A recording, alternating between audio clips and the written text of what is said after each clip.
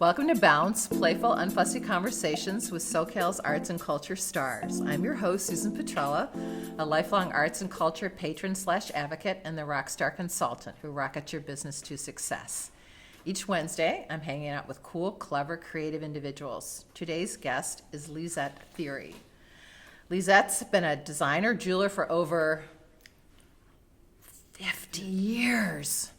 She studied design, jewelry, and metalsmithing at California College of Arts and Crafts and received her Bachelor of Fine Arts from California State University at Long Beach. But it was very kind of like an interesting journey from one place to the other that we'll talk about. So she creates and produces a line of jewelry for galleries and retail outlets and designs one-of-a-kind pieces on commission. So welcome, Lisette. Thank you. So tell us about this journey that you had with your kind of arts education. Okay, so what brought me into jewelry? So I've always made things. I grew up in a family where we made things. My mother would turn wrapping gifts as an art. So from a very young age, I sat and made things. Anyway, when I started college, I started out as an architectural major. And at the time I was making macrame jewelry, which was a thing, late 60s, early 70s. And, I'd sell it at little shops in Westwood Village. And my mother would take it to her job and sell it to the staff and the teachers where she was an office manager. And so I'm in a drafting class, and one of the guys that I was taking, who was taking the class with me, wanted me to make a macrame ring for him out of sterling silver. Well, I didn't know how to work in metal. So I thought, well, I can do this. And I went to a bead shop that I used to use up in Hollywood, up on Fairfax. And I knew they had silver wire. So I thought, well, I'll just buy a bunch of silver wire and I'll tie it into knots and make them a ring. Except I knew nothing about the properties of metal. So after about 3 knots, I couldn't move the silver anymore because it work hardens as you manipulate it. And so I was disappointed in that, and I think a couple of days later, a pamphlet came for the LA Parks and Recreation Department for their classes that they offered, and one of them was a jewelry class at Barnesdale Park and the Hollyhock House. So I took it and I made this guy's ring, and with that I thought, I don't want to design buildings anymore. I want to make jewelry. And so I went on this journey to find a school to do what I wanted to do, and dropped out of architecture, went to another college to do general ed classes, then went to San Francisco State for a semester, took a jewelry class there, a couple of art classes. Someone told me about California College of Arts and Crafts, which is now California College of the Arts. Went there for a year, and then one of the senior students was talking about doing her graduate work in metalsmithing and jewelry at Cal State Long Beach, and I went, well, that's close to home. So I applied to Cal State Long Beach and got in, and then I moved back to Southern California, so there was this constant moving back and forth. And anyway, wound up at Cal State Long Beach in the metalsmithing jewelry department, and that's where I received my BFA, specializing in metalsmithing and jewelry. So it took a few colleges and a couple of more years than the norm to get my degree, but it happened, so yeah. But you did have something happen special with the macrame. Well, I did. So those of you who were of a certain age remember 17 magazine when it was the big publication. And every January they would have a reader's issue. And so all of the articles written, the models, the short stories, and the ad section in the back were done by readers. And you would submit the year before, I think it was in August maybe, if you were a writer, or if you wanted to be a model, or if you wanted to do an interview of someone famous, or if you made a product, and you would submit what you wanted to do, and they would accept or not accept. Anyway, I made this little macrame choker that had 3 little sections that looked like flowers with wooden beads, and it got accepted. The nice thing about this initially was I knew nothing about packaging and shipping. So I just put this thing in an envelope and shipped it off to New York. And well, by the time it got there, several of the wooden beads were broken, yeah. But they wrote a nice letter about packaging and how I should package something like this. Oh. They were very helpful in that end of, the marketing with how you should send something that's delicate through the mail. So got that all under control. And so the following January, which was January of 71, the issue came out, but what I wasn't aware of is that it came out earlier on the East Coast. So late December, I'm already getting orders for this little $2.95 choker, including postage. And that went on for months, yeah. I think you should recreate that. It was because pretty macrame's funny. kind of come Yeah, back now, yeah. crochet, macrame or whatever. So you Yeah. could do like this, retro piece or Yeah, it whatever. was I kinda bet it would be fun. I bet Yeah. it would be a big thing or whatever. It could be, I ended up with a pen pal for a while from France, and I thought, why is this woman writing me from France? She had seen a copy of 17 magazine. And this was maybe 4 years later. So it was an old copy that she had seen and wanted to know if she could still buy a choker. And I'm like, sorry, those days are over. But So we you corresponded graduated for a from while. college, and then what happened with your career? Well, so I graduated from college, and I And the always jewelry. did jewelry on the side, but at the time when I was in college, I worked for Bank of America, who we all love to hate. And but the advantage of working for them at the time was wherever I went to school, I always had a job.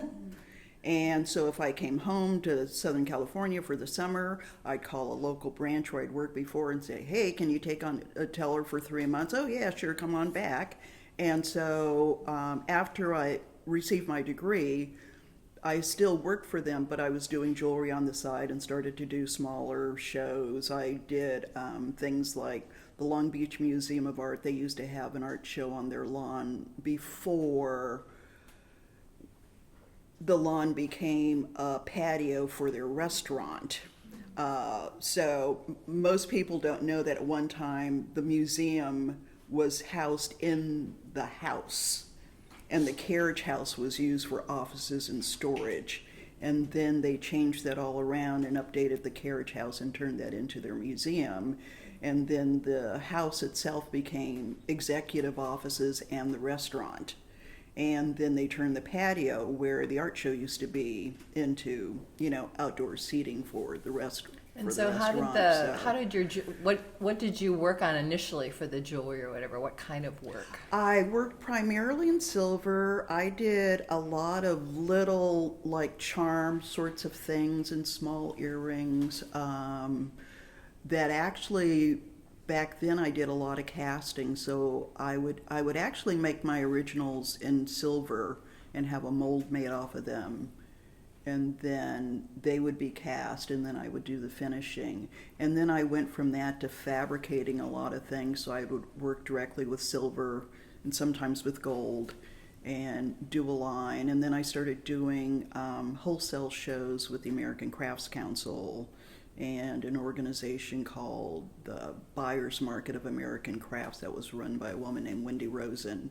So I did shows like that and would travel across the country and do commission work, wedding rings, which I was never really that excited about for the most part, unless they truly wanted me to design the piece, because a lot of times they would come with a copy of Modern Bride magazine and say, I want this ring. No! Yeah. So I finally stopped doing that. And so for a long time I did, I'd say, a limited production line that I fabricated. So every piece was made by hand. And I had templates for all the pieces that I made. And then I started doing cutouts in my work, like you see on the piece that I'm wearing and on my earrings. What's a cutout? So Tell us I don't about know that if you piece. can. Okay, Tell us so I about don't the know if you beautiful could piece see you're the wearing. little holes that are in there, but what I do, I'll pass it around. You might not get it. Yeah, but don't walk out of here, okay? I'm tougher than I look.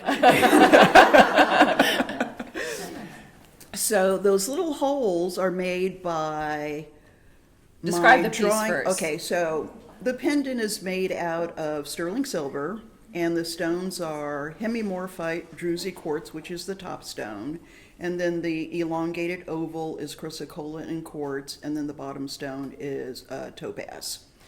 So how I would start a piece like that is I would pick out my stones.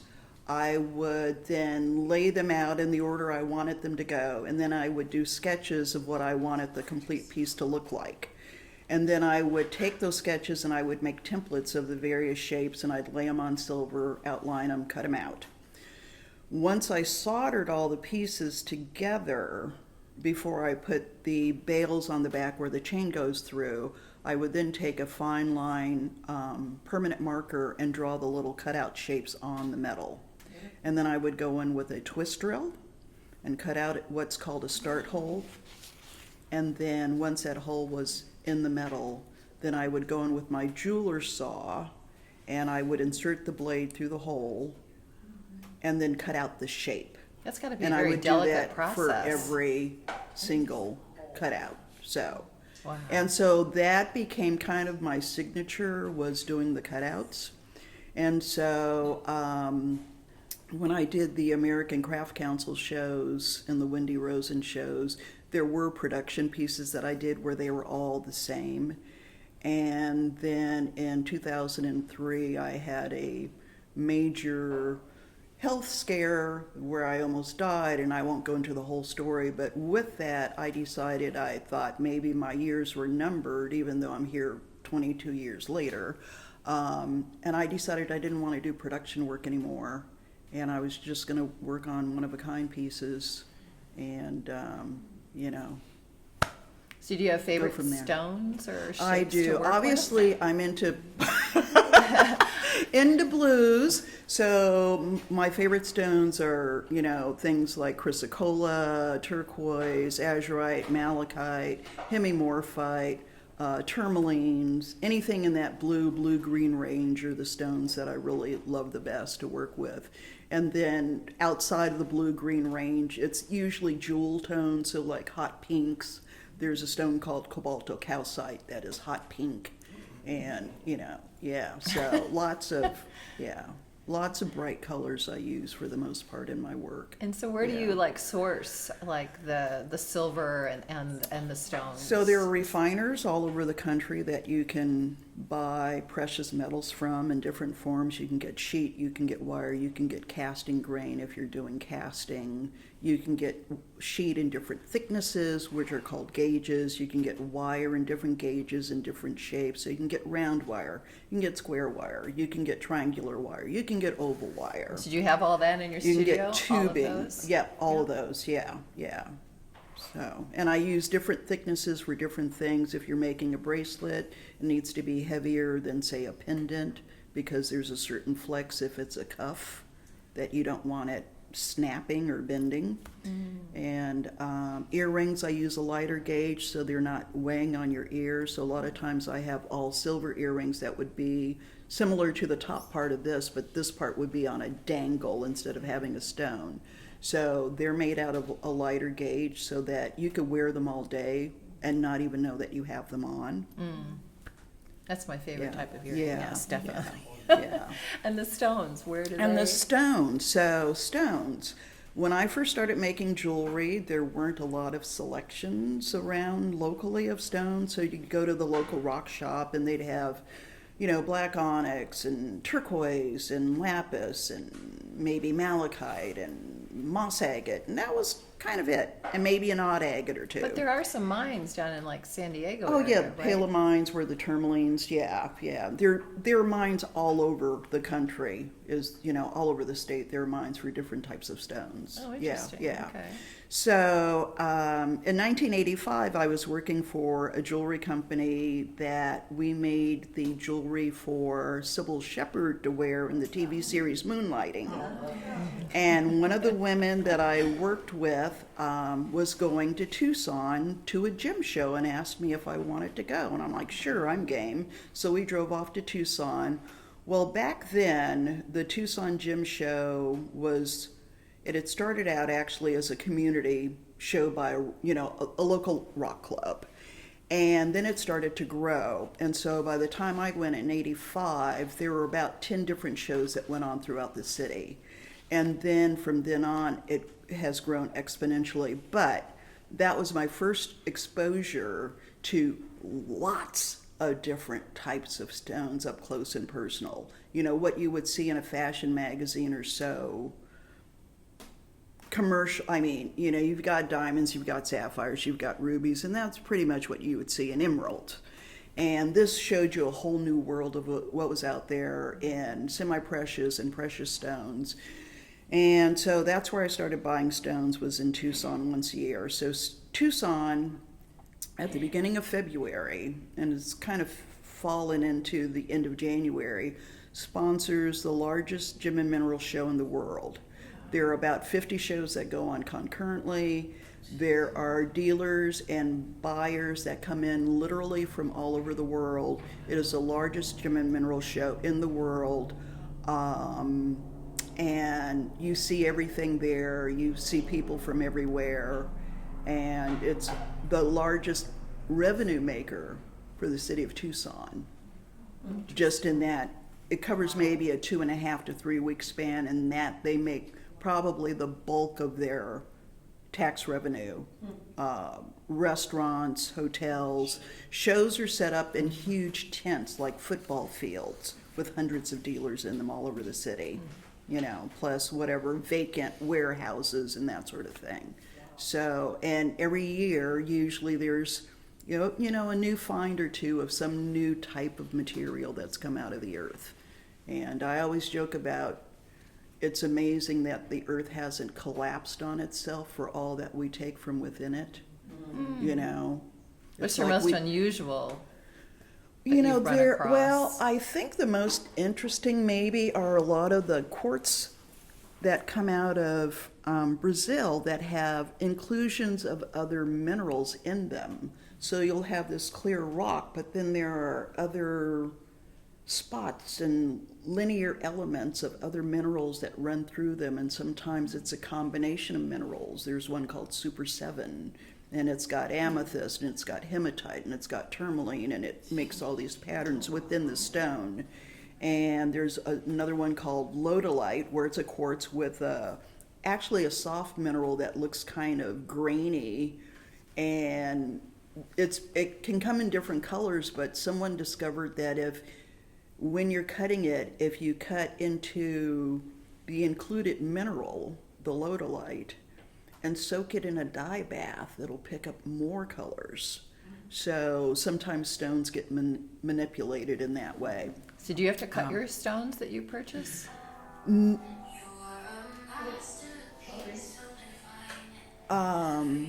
I don't cut stones anymore. I used to when I first started out. I had joined the Culver City Rock Club, and they had a little rock cutting center at the Boy Scout building at Veterans Park in Culver City. And I remember going there to take a class to cut stones, and I wanted to cut a fan shape, so two, angled lines and a curved bottom. And this big burly guy looks at me and he goes, "Well, you can't do that, little lady." And Well, why not? Oh, no, you have to cut a round or an oval. But I don't want to cut a round or an oval. And we went back and forth, and finally he caved and said, fine, cut your weird shape. And so I did. And I still have that stone today. Oh. So, So but did they come finished now that you use them? yeah. So when I started going to Tucson, so what you can find in Tucson is everything from specimens to finished jewelry goods and everything in between. So you can get rough for cutting. So you can buy boulders or chunks of stone that someone else has mined, and they can be sliced up, and they'll have whatever type of stone they are within in the slices. And then you take those slices and you would lay out how you wanted them cut, the shape you wanted, and then proceed from there. They would get cut out and then shaped and polished. But I don't do that anymore because I know so many good cutters that I've met over the years. And so I just like to, a lot Let of them them are do that work yeah, for a you? lot of them are I say local, but from the U.S. A lot of them are out of that I use are out of Taos, New Mexico, and Boulder, Colorado. These guys are so good. Why would I don't really want to compete with that. And they do great work, and they pick great stones with great pattern, which is the difference between these cutters and some cutters, especially overseas manufacturers, where they will cut for volume. So they'll take that big slab like this, and they'll fit as many shapes on it as they can with just enough room for cut lines. And they don't care what the pattern is. They're just cutting rock. So they might get a few really cool ones, but the bulk are just, questionable. Where the guys that I know, they pick their rough, and they see that pattern, and they see where they want to cut. And there will end up being a lot of waste, which maybe ends up getting cut into like small accent stones, but the main stones have really nice pattern on them. So these guys all have an eye for what's in the rock and what's going to show the best. So I'm more than happy to buy from them and give them credit, when I'm posting something as to who cut What's the your stone. favorite piece to have made? Do you have a favorite? You probably have lots of favorites. Of a piece that you've made?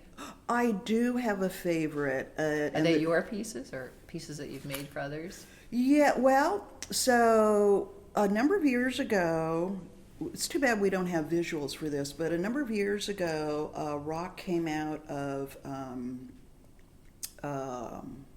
Indonesia, and it was fossilized wood that had opalized and had natural copper streaks in it. Oh my So gosh. what happens is the tree falls, the tree is dead, it falls, and over, the years, the centuries, the millennium, it rots, and there are voids. And then those voids in that time frame are filled with minerals, and then they solidify. So they found this pocket of this stuff, and part of it was just still had voids in it, so there were lots of raw edges and empty spaces in it. And one of the cutters that I actually work with at trade shows now had cut a butterfly pear, and each piece was maybe about this big in size, so we're talking a huge thing. So I made this pendant with these twin pieces, and I did cutouts, and I added other stones, some sapphires, and a mabe pearl, and an opal, and anyways, pretty magnificent and cool looking piece. And I just thought, well, it's one of those things that I'll probably always have because no one's going to pay for it. And because it's not, diamonds, and it's not in gold, and people put a certain value on those versus these oddities. But I took it to a show 2 years ago, and within the first half hour, a woman just walked up and said, I want that, how much is it? And it was kind of funny because when she walked up to the booth, she was holding her hands like this. And she walks by and she looks and she says, that piece. I want that piece. And I'm sitting there going, okay, how much is it? So I told her, and she says, well, I'd like to see it. Could you put it in my hand? And I'm, okay. And then I put it in her hand, and I'm thinking, is she going to run with it? Can I run after her? and do I have my running shoes on, you know? And so then she says, can you turn it over? So she wanted to see the back to see, you know, the quality of my craftsmanship. So I turned it over, and she said, okay, you can take it back now. She says, I want to buy that, but my nails are wet. Oh. That was the whole, yeah. Oh, that was the whole thing of That why? was the whole thing, I thought it might be yeah. having to do with like I was a thinking, feeling. exactly, Yeah, that's what I like was thinking. she It was needed like to feel some the metaphysical thing or Yeah. no. She'd just been to the salon and her nails were affected, yeah. No, she'd just been to the Did it match salon her half nails? a block away and, you know, her nails were wet. So she walked away and came back when her nails were dry and just dropped the cash. Whoa. And I'm just like, oh my God, I'm sitting in a park with lots of $100 bills in my purse for 8 more hours, you know. Yeah, so, but I guess when this whole thing is put together and you've got visuals, Yeah, he can add- from he can- what I've described, you will know the piece when you see it. Are you going to Yeah, make something yeah. else like that? I do have plans to make other like super. I know they're not like the typical. But you have to kinda things wait that for the sell. stone, You've 'cause got to you- wait for the stone. That Yeah. sounds So like I do have some very cool stones now that I want to work with. But these are huge, massive statement pieces. You know that most people are intimidated to wear. You know, which you don't have to be. No. You know, you just put it on and you wear it. You know, Yes, you don't. absolutely. Yeah. So do you have the pieces, do you have the stones already that you create from, or then you look for, or you design something and then you have to look for? No. No, it no. always comes from the stone? It always comes from the stones, yeah. Trying to design something and you don't have the stones yet, unless you plan on having them cut, is kind of one of those missions that never comes to fruition. Yeah, You're kind of like a stone whisperer then? Yeah. know? So I will look Stone at kind of stones tells and then you what it wants and then to I'll be in gather a up if way? I want to use accent stones with it or not. Okay. If it just is going to stand alone or if there will be other things with it, and then I will do my sketches from that. So. Very cool. Thank you. It's back. Well, thank you, Lisette, for sharing your story with us. You've made Bounce You're Bounce. welcome. A special thank you to our generous sponsor, Coastline College, its Fine Arts Department and Art Gallery. David Michael Lee, Director, Curator, and Professor. He's also Bounce's fabulous producer. Thank you, David. Until next time.